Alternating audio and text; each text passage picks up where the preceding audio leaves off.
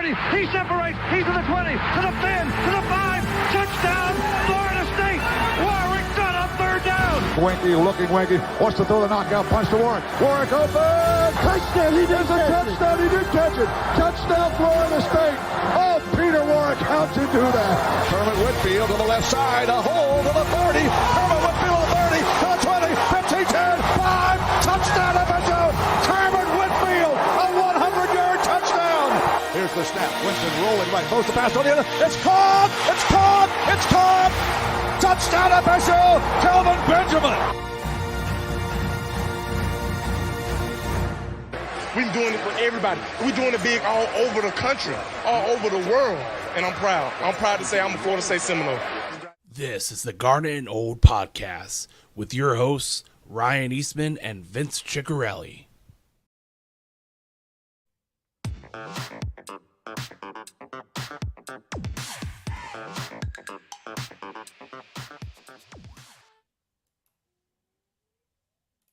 The Garnet and Old Show.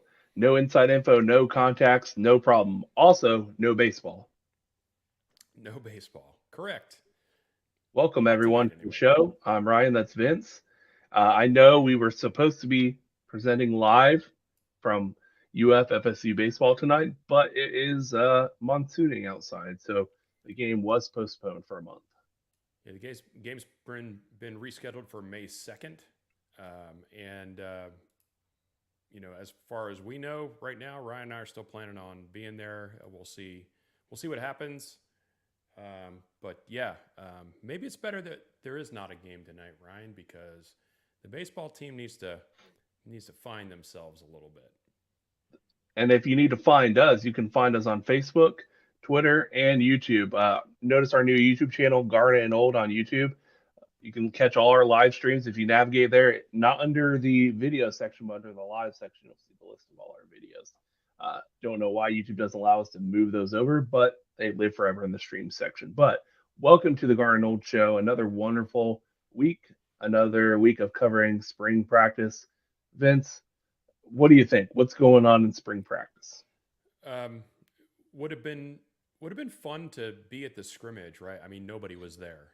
Right, there was no media there, but would have been fun to be there just to see the one-on-one battles and to just for example, like Jordan Travis didn't play at all, right? So it was all the backups, Brock Glenn, Tate, AJ Duffy, and according to the reports that we got, they all did quite well, and so there's some serious competition going on there. And I think we knew, Ryan, that it would be Tate and AJ for sure. But what I didn't think that we probably thought was that a freshman would impress. Now it is just a scrimmage, I get it, but the reports coming out are that he is people didn't expect for him to be as much of a gamer as he is, I guess.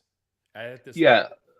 For sure. I mean, everything you're hearing is that he's well ahead of schedule to where they would expect a average true freshman to be at now. I think this goes back to when Ohio State gets a commitment from a quarterback.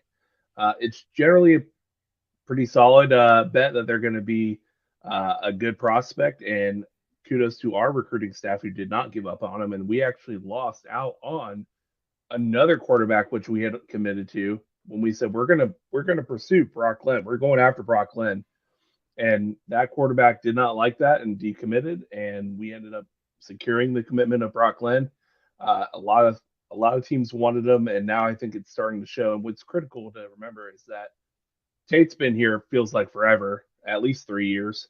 And AJ Duffy is now going into his full second year with the program. And from the practice reports and from the scrimmages, you're hearing that Brock Glenn plays with more poise, anticipation, and football IQ than any of them. So this is his first spring. I'm really excited because we know he's not going to be the starter this year. He probably wouldn't even be the backup in an emergency situation. It would probably be Tate Rodemaker.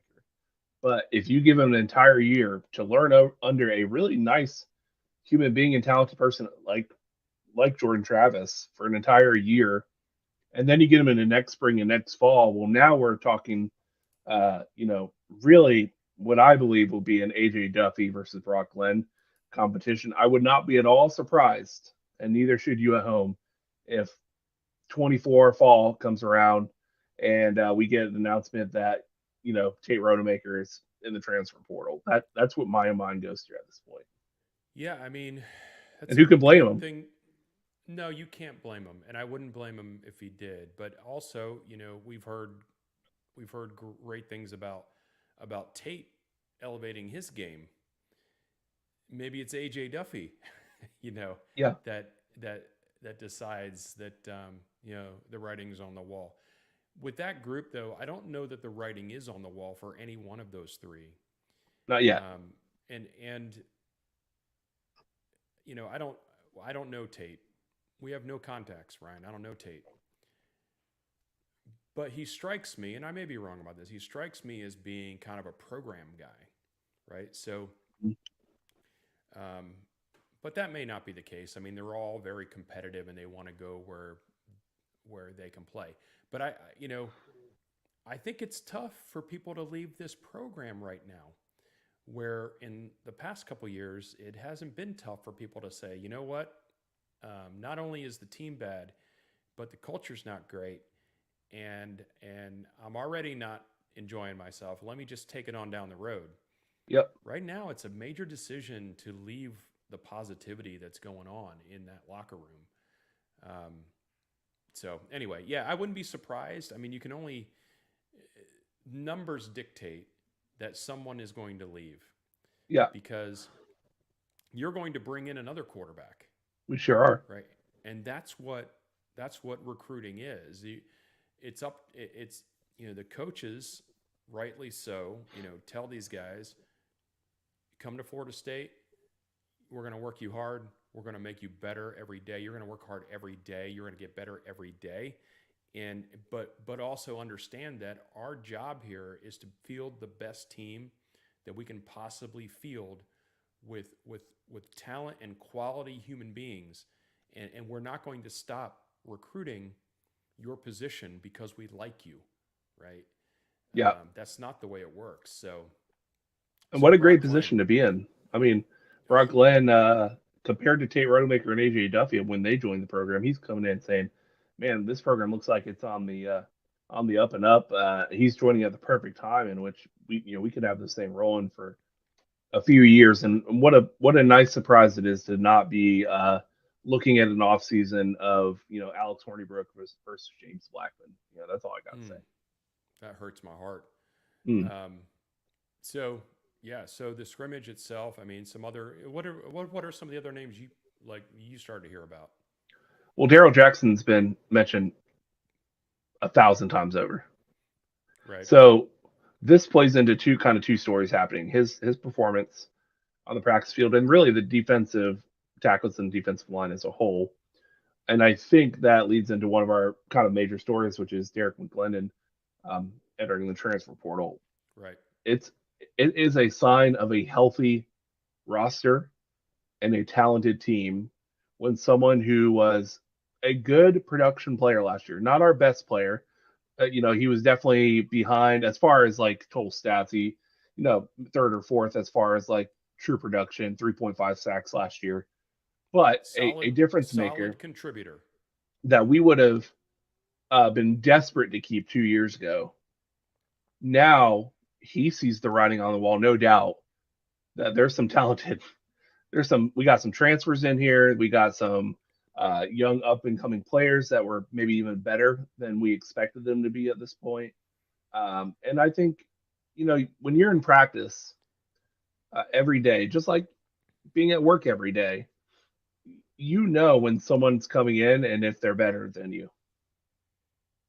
And when that writing's on the wall. So I can imagine when you are a few practices in or not, and man, that guy just seems like is no contest better than you. And you start doing the math and you don't want to be a backup and you start doing the math in your head and you say, maybe I can go start for a West Virginia, or a Syracuse. And hey, I'm happy for him. Unlike a former coworker that you and I both know, Vince, current coworker for you. When players leave, I don't think they're trash immediately. Um, I like Derek, and I think he's a good player and a good personality. So I'm happy that if he can find a place to start, more power to him. Yeah, I mean, I have no ill will against anybody that's trying to make their dream come true. Whatever that is. So, but the thing that now we're in this kind of mode where the starter reps, if you're a quote unquote starter, does it really matter as much anymore? Not on this Because team, not with how Norvell runs his program. No. the, and I think rightly so. Like, I think I don't have any info on this, of course, but I think one of the things about Fabo coming back and Verse coming back is that they're not going to wear their bodies out. They're going to have we're going to have enough quality depth, and not just quality depth, like borderline elite depth at times, Yeah. where instead of playing, I think we talked about this last week, instead of playing 70 snaps a game, you may play 40, but your 40 are going to be high energy, go go go go go, and that's the part that I can't quite equate in my mind, like when Derek or whoever else might choose to leave. Like, I have this ability and I want to showcase it because I want to go to the league. Is it better for me to put 100% of my effort into 40 plays a game and really, really impress? Or is it better that I'm playing 68, 70 snaps a game and I'm only able to do 80%? Yeah. Yeah, I think it's one of two things, though, Vince.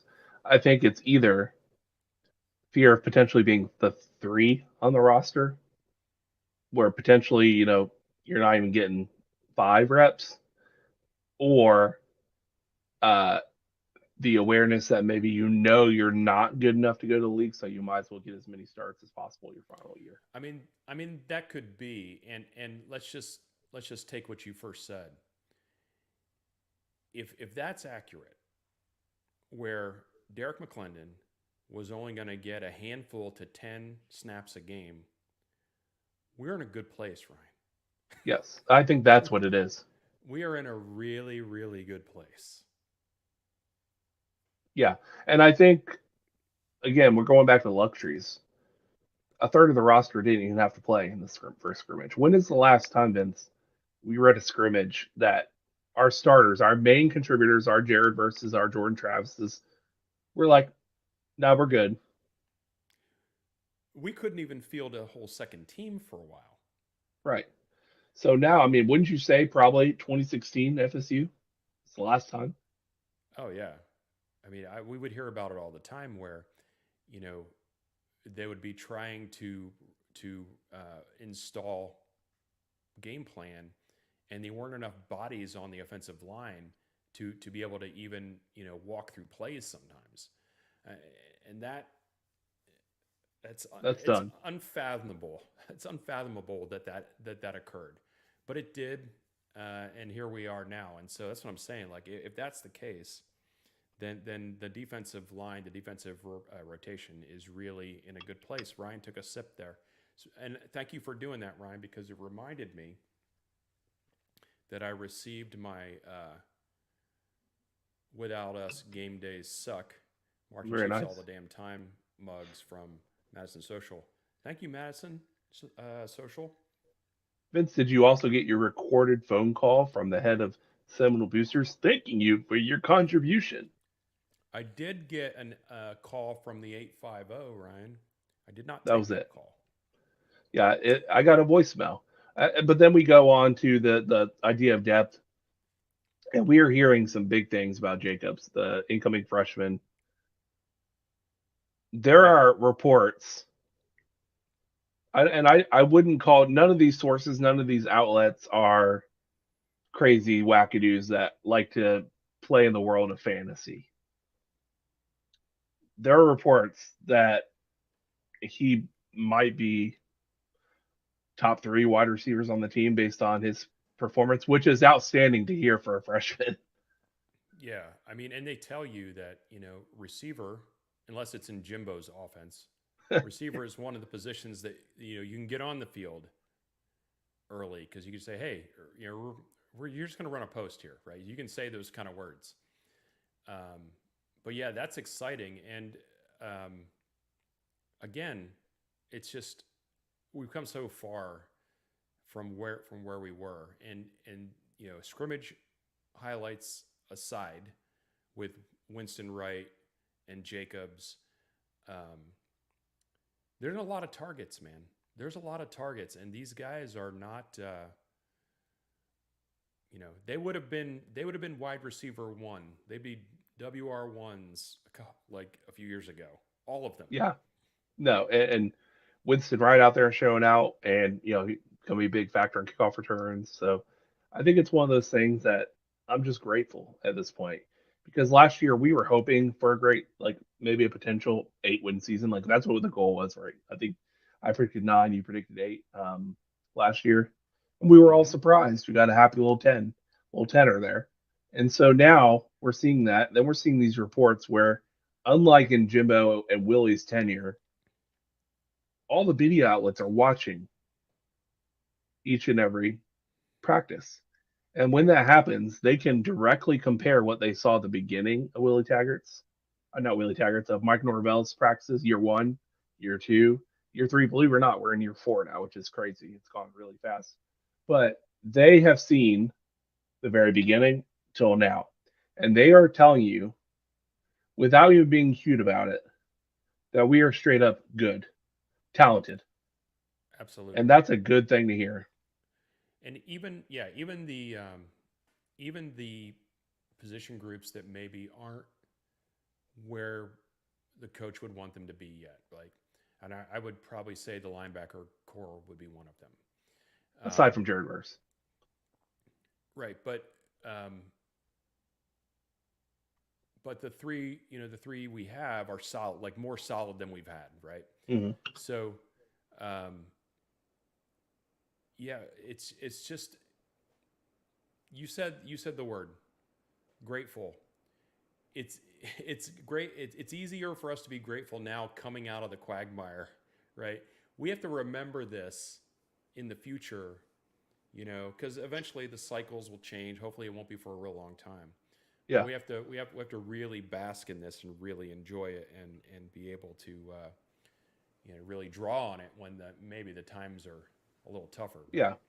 It's the reason why I cried like a little kid when we won the national championship in 2013 because we just came off of a whole lot of sucking for a bunch of years, and so when you see it start to turn, and I really compare last year to that, we beat West Virginia in the Gator Bowl. Okay, we're starting to play on competitive levels with good teams. When that happens, it's really fun because you're getting, it's coming because you can see the positive momentum and you can hear the practice reports. But when it actually happens, I mean, how much better and more exciting was 2013 than 2014? It's way more to be on the climb, no pun intended, than to defend the title. Like an Alabama fan, you're just like, yeah, another year. We didn't win the national title. We only won 11 games, and you're like, well, yeah, Yeah. It's much more fun. I mean, I was stressed all 2014, right, because I was so afraid of losing that spot. But I loved 2012 and 2013 getting to that spot. That's the anticipation, is the journey and I mean, that's what it's about, Ryan. You say no pun intended, but I think that's the drive, right? So not only is the team, in the middle of their journey, whatever that is, wherever they are on that, but we are too. Like we're on a journey of laying in the gutter in a puddle of your own sick, and now we've gotten up and we've dusted ourselves off, and we can see like the Emerald City now in the distance. We can see it, like we can actually get to it we just gotta ask the wizard for some courage and some heart and some So brains. enough about the scrimmage. What's going on in the recruiting world? Anything fun, Vince? Um, I mean, it's just constantly ongoing. Um, when we're following media outlets, no matter which ones they are, I mean, they're all reporting on the same stuff, and really, just depending on your personality, you may enjoy a particular media outlet as opposed to another one. I kind of follow them all because I like to get a good balance. Some of them are a little more positive, some of them are a little more just factual, and some Hmm. of them can be a little on the negative side, right? But you get them all together and it gives you a good idea. But every week, Ryan, there is another person coming to visit, Hmm. and these people that are coming to visit, these players, these students that are coming to visit, are people that would not have really given us visits a couple years ago, and It's a and sign of the there's times. and especially like trench players, and I think there's one on campus currently that is maybe the highest rated offensive lineman for the 2024 class right now. He's actually on a visit right now. Um, and so that's get him on campus, and then all of a sudden we're in the mix, and then maybe we're in the top 5 or the top 3. This is part of the climb. It's all part of it. And recruiting is different now than it was back when I first started to follow it. And this whole idea of closing out at the last minute, not a lot of that goes on anymore. I mean, it's Yeah, just it's not the Bobby constant. bottle anymore. No, it's just constant, deposits, making a deposit in the bank, and a deposit in the bank, and deposit in the bank, and you're talking to these kids, and they're coming on visits, and how many times can you get them on campus is very important.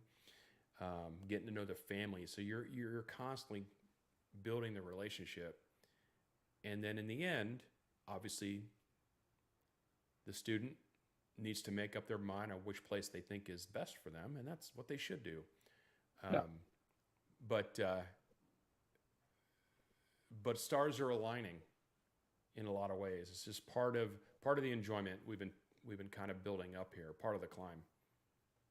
I want to give everyone a fun assignment after they're done listening to this podcast.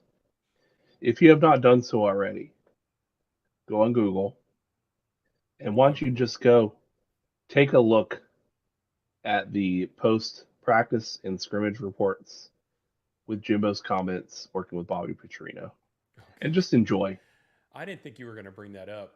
Um, we flushed that, didn't we, a long time ago?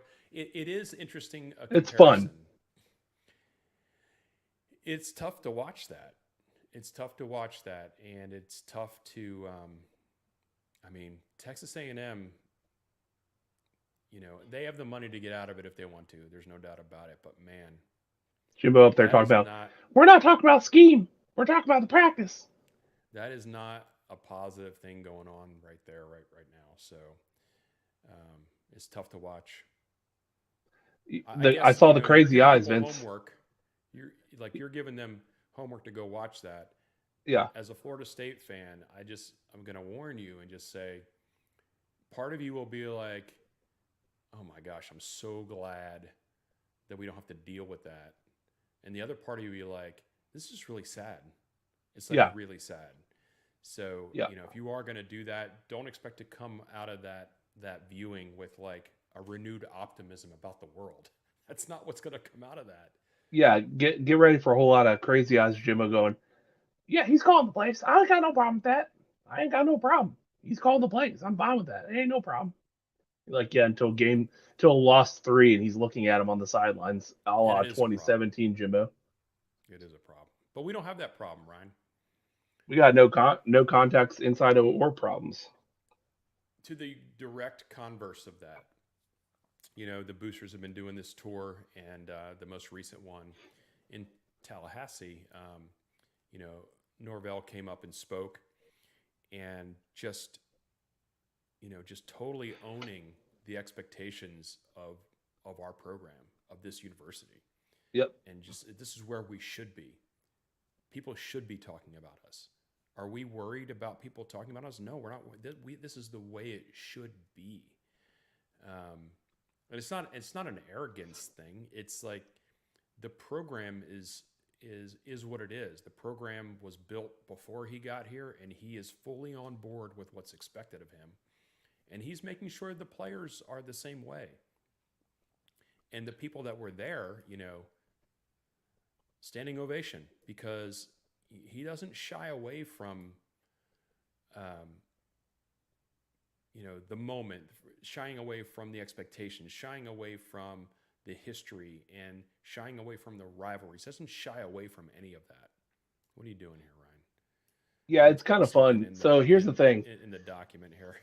Here's what's so fun, though, Vince. The reason why we had so many Jimbo-isms for so long is because he was a gaff and crazy machine, right? Like he would just go off on tangents and all this other things. Norvell doesn't give you a lot of gaff sound bites that are fun to replay, but what he does do is give a hell of an inspirational speech. If all of you have not already started watching, go watch this season of The Climb on the Seminole Football YouTube channel. If you don't want to play for that guy by the end of those videos, it's like, I don't know who you'd want to play for. Right. And, when we had Jeff Cameron on earlier this season, if you haven't listened to that episode, go back and listen to it. Jeff Cameron came on, and I asked him, like, what is it about this coach and this coaching staff? And his answer was consistency. These coaches as a staff are consistent. And then the head coach himself is like,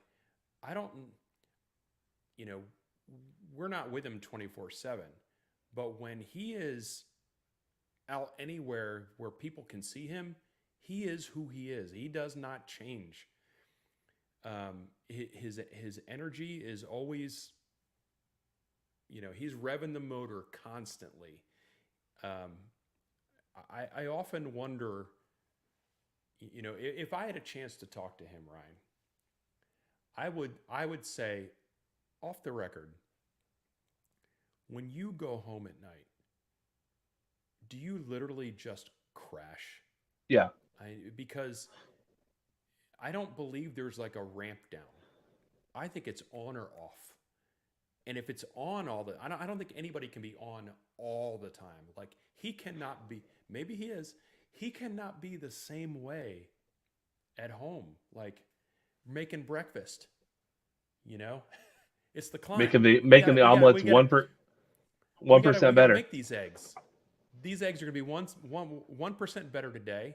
And the bacon, go get the bacon. The bacon's yours. The expectations are bacon's going to be crispy. It's going to be crispy. I just can't imagine that it's that way 24 hours a day, but maybe it is. I hope it is. And if not, I hope he has a hell of a vice that he does safely in the confines of his home. Because that energy has got to come out somewhere. And listen, there's a reason why coaches, I would never say this about Norvell, but in general, years after the fact, you come to find out Coach A, B, C had, some marital issues or pills or Somebody drinking. On the back of the motorcycle? I would say on a weekly basis, I feel like in my personal low stress overall career, I feel sometimes I get to like a 9 out of 10 on like stress levels, like I'm frustrated or something going on. So I can't even imagine running a program like FSU, who you just got an extension.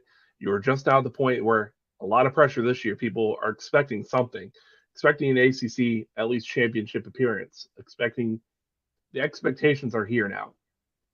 And you got all these players coming in and all these, transfer. I can't even imagine how I would feel at the end of the day. I might just fall asleep on the way home and like get pulled over for like reckless driving. Fall asleep in the drive-through of a McDonald's.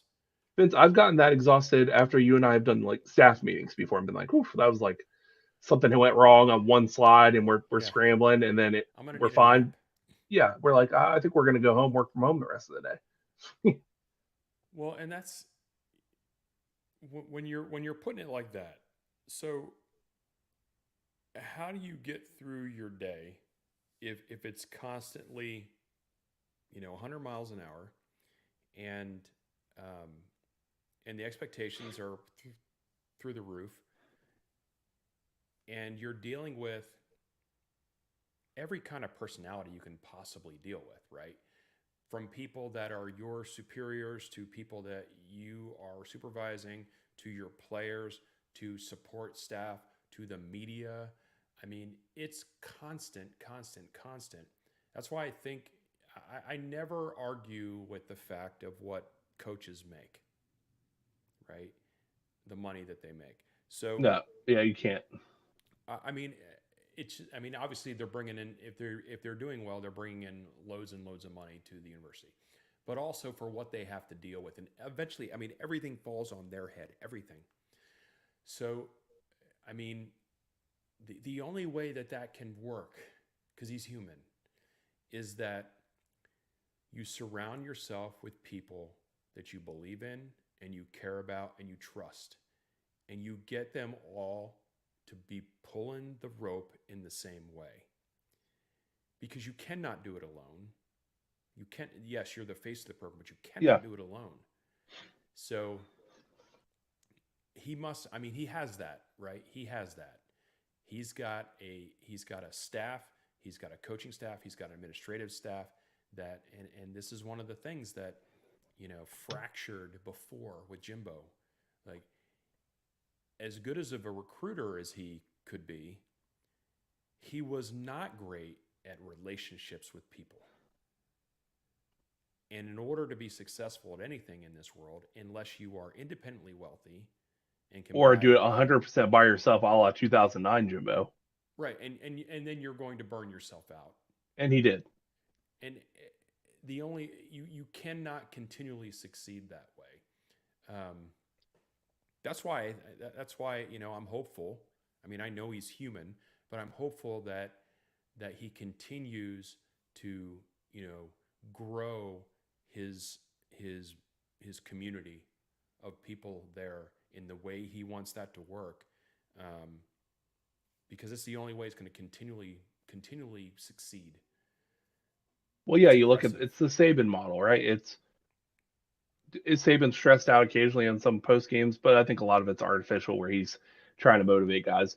But I truly believe that a Saban has gotten to the point where it's a figurehead. He's surrounded himself with the very best, if not 30 of the best former head coaches in college football to be analysts or coordinator 300 at the university. And so, sure, is he still entrusted with the overall vision and structure? Of course, but Norvell's probably hoping to get to at least some form of that level where you fully trust all your assistant coaches, your training staff, your weight staff, where you don't have to worry about all the annoying stuff when he got here about player culture issues and the Nudie Murray's walking around and all that kind of stuff. That stuff's gone. So all he has to worry about now is being process oriented, doing it the right way every time. I really believe we're at the first point this year where it's more the players than him running it. Yeah, agreed. And one thing you said there, consistency and all that kind of stuff. But the thing that I think he has in spades right now is treating people genuinely and caring about people, because you have to have all the football IQ. You do. You have to have all that, and he does. And he obviously is an organized person, so that kind of built into him as well. But what so many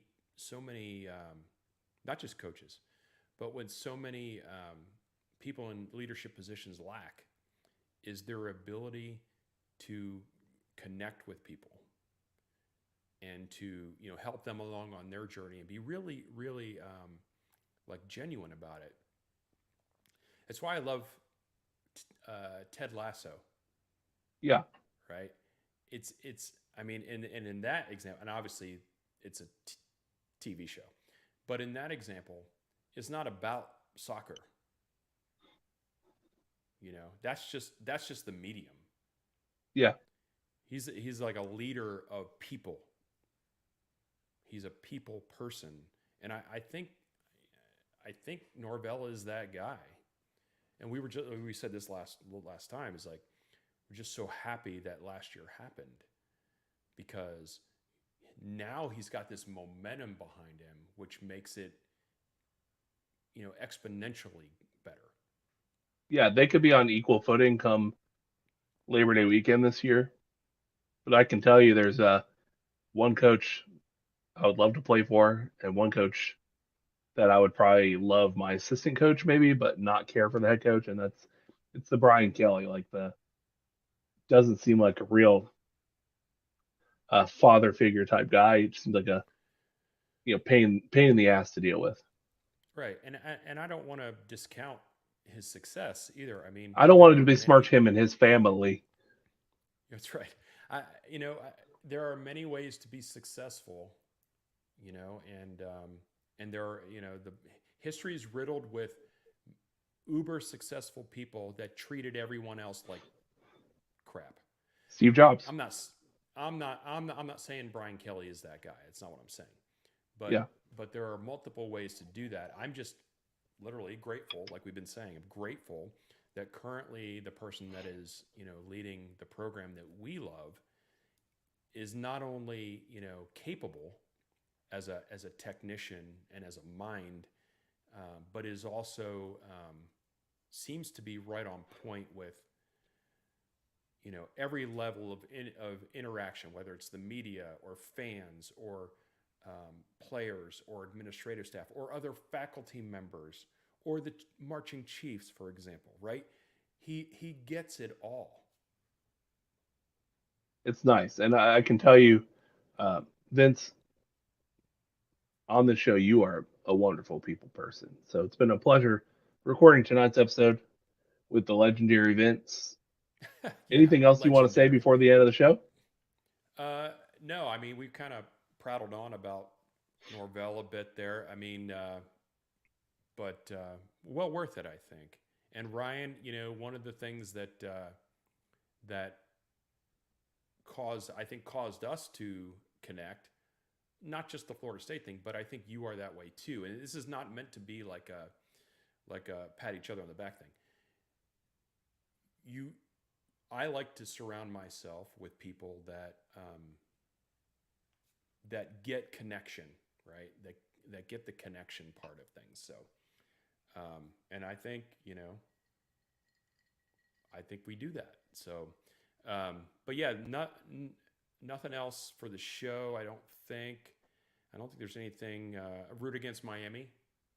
Speaking of connection, I want all of you to connect with us by emailing us at garnetandOld@gmail.com and following us on Twitter, Facebook, and YouTube. That's how you can get connected to the show and get connected to us. And we will That's a better prove to you. transition than I had. Yeah. We will prove to you how much connection means to us when we accept your connection request. Yeah, please do. You know where to find us because you're here. But maybe your friends who you connect with don't know where to find us. That's how you can spread the love. Spread the love. So you know where to find us. And we're doing our shows every Tuesday night at 7 p.m. And Ryan, what's coming up? Well, we got, the spring game coming up is live. If FSU did not make it almost impossible to find info on it, if you were to Google search FSU Spring Game 2023 tickets, you would find about 10 sites before you actually found the information. That is because it's not called the Spring Game. It's called the Seminole Showcase. So if you Google Seminole Showcase tickets, April 15th, you will find the site immediately that apparently has been up for 2 weeks, but not a whole lot of, pomp and circumstance around it or easily doing some Google search results. So look it up. Admission is $10. General admission only. The Champions Club seats are off limits unless you are already a Champions Club member, or if you buy them on the aftermarket, which, who knows, if we're feeling, maybe if there's some $50 Champions Club tickets, Garnet and Old might take it up on that offer. But you can also find some really, really cheap parking, like on Doak Campbell parking lot, like right there. So definitely check it out. Inexpensive parking, but not cheap. It's better than what you would ever pay in that parking lot. Yeah, for sure. So yeah, we'll be there April 15th. So hopefully we'll see some folks there. Lots open at 12 that day. I think actually 11:15 technically, some weird time if you go on the website. But yeah, come see us. We'll have a tent set up, and we'll be reporting live from the game, both I think before and after. So I'm staying overnight, so I don't have to rush out of town, which is fantastic. I'm gonna stay in the tent. Hey, you're welcome, Vince. You know what? I got a king bed, but it's a big king bed. I mean, that could easily be switched to a double, right? Probably, but that's about it. I mean, we want to see you guys. Yeah, we'd love to see you guys there. But thanks for tuning in tonight. Tell all your friends as usual. Garnet and Old, no inside info, no contacts, no problem. Thanks, Ryan. My pleasure. Go Noles. Go Noles.